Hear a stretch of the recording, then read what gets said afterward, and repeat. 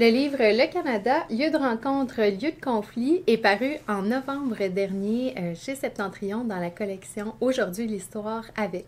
Alors le livre est écrit par Harold Bérubé et il retrace l'histoire du Canada dans 8 chapitres qui sont des capsules historiques finalement. Les sujets ont été abordés entre 2017 et 2022 à l'émission Aujourd'hui l'histoire de la Société Radio-Canada et les sujets sont aussi traités dans le cours d'Harold, donc le cours L'histoire du Canada depuis 1840 qu'Harold offre ici au département d'histoire de l'Université de Sherbrooke en tant que professeur titulaire depuis 2009. Harold Bérubé a une formation en histoire et en études urbaines et il s'intéresse à l'histoire politique et culturelle des villes et de leurs habitants. Il est également co-chercheur du GRELC, donc j'ai le plaisir de m'entretenir avec lui aujourd'hui au sujet de son dernier livre. C'est la deuxième fois que vous publiez un livre dans la collection Aujourd'hui l'histoire avec, Histoire des villes nord-américaines qui paraissait en 2022. Donc, ma première question, quel est le mandat qui est confié à l'auteur ou quel travail est effectué par l'auteur et par l'équipe éditoriale pour passer d'une série d'émissions de radio à un livre, une monographie comme celle-ci? C'est à la fois simple et compliqué, c'est-à-dire qu'on a déjà présenté un peu l'information. C'est sûr que quand je prépare et d'autres auteurs préparent les capsules pour Aujourd'hui l'histoire, en fait, à l'origine, évidemment, on n'avait pas en tête la production de livres et cette belle collection de Septentrion. Donc, du point de vue de l'auteur, évidemment, c'est le défi de choisir un certain nombre d'émissions, donc pour offrir en fait un ouvrage qui a une certaine cohérence. On s'entend que la cohérence est là, c'est-à-dire que je présente pas sur tout et n'importe quoi Aujourd'hui l'histoire, j'ai un peu mon sillon, si on veut. Mais justement, donc c'est de trouver un certain nombre de capsules, leur donner une certaine cohérence, s'assurer qu'il y a une sorte de progression organique, puis évidemment convertir des notes parfois un peu brouillonnes en texte.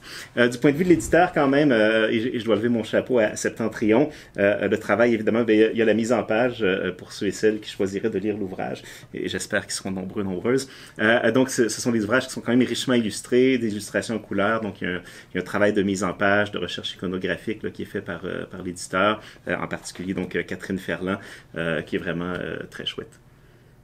Merci. Puis pourquoi avoir choisi justement de présenter le Canada sous l'angle des rencontres et des conflits? Oui, j'essaie de penser à une bonne réponse pour cette excellente question. Comment dire, toute société est un lieu de rencontre et de conflit, on s'entend. Ceci dit, j'ai quand même un peu l'impression que le Canada comme cadre historique est particulièrement propice.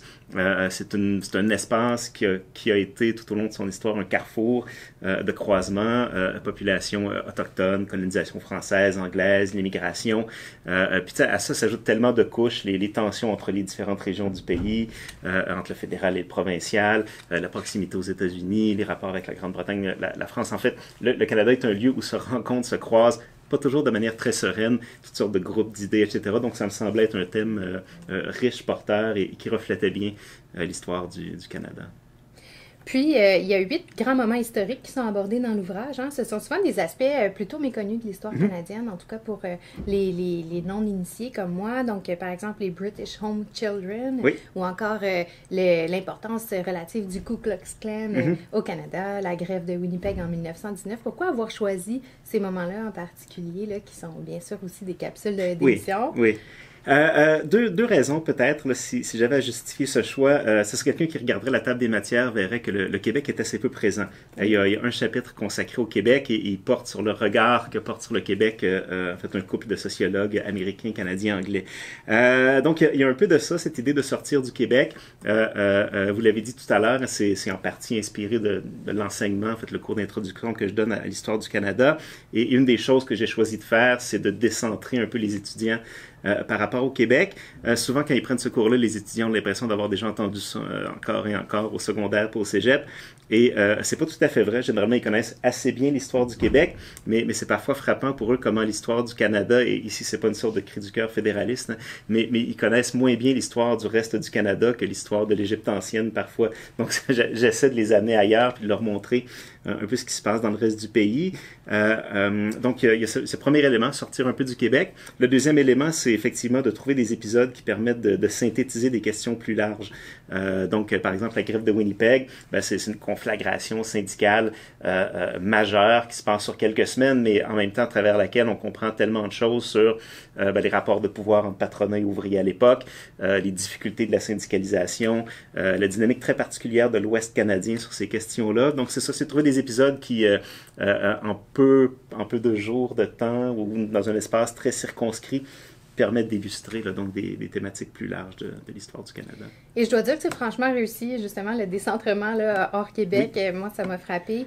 Et une autre chose qui m'a fascinée, en fait, c'est qu'avant de lire l'ouvrage, donc le Soupesant, c'est un assez petit livre, hein, il faut le dire. Je savais que j'aurais affaire à une synthèse rigoureuse. Je connais un peu le personnage qui l'a écrit, mais je ne m'attendais pas à autant de nuances et de complexité en si peu de pages.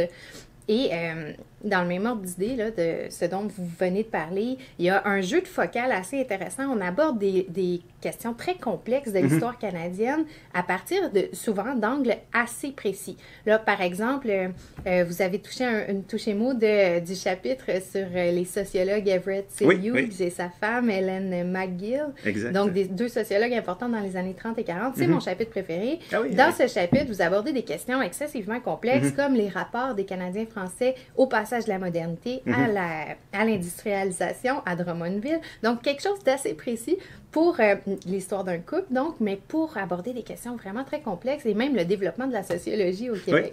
Est-ce que, pouvez-vous me parler de ce jeu de focale? Oui, tu sais, je pense qu'il découle à la fois merci d'ailleurs pour les bons mots sur le chapitre sur Hughes. Moi aussi, je l'ai beaucoup aimé. Puis, c'est un sujet que je trouve fascinant, ce passage de Hughes au Québec. Mais il y a des considérations à la fois, disons, pédagogiques et médiatiques. Pédagogique, j'ai parlé un peu de l'enseignement, mais médiatique aussi. Donc, c'est-à-dire que le livre est quand même étroitement associé à l'expérience de participer à Aujourd'hui l'Histoire. Et Aujourd'hui l'Histoire c'est un format assez particulier, c'est-à-dire que médiatiquement parlant, c'est quand même assez long par rapport à des interventions souvent de 5 ou 6 minutes qu'on entend à la radio.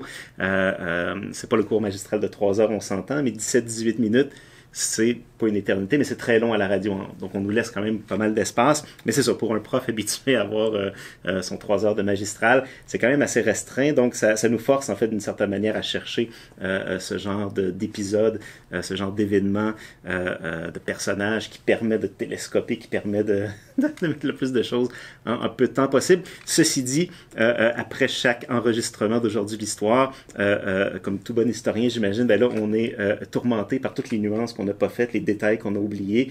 Généralement, c'est la chose qui me hante pendant l'heure suivante. Et peut-être l'avantage de l'ouvrage, donc c'est effectivement assez court, on s'entend, c'est un ouvrage de vulgarisation, mais c'est quand même un peu plus long que le fameux 17-18 minutes. Donc les nuances reviennent un peu plus peut-être dans le texte là, lorsqu'on transforme les notes pour l'entrevue en court chapitre.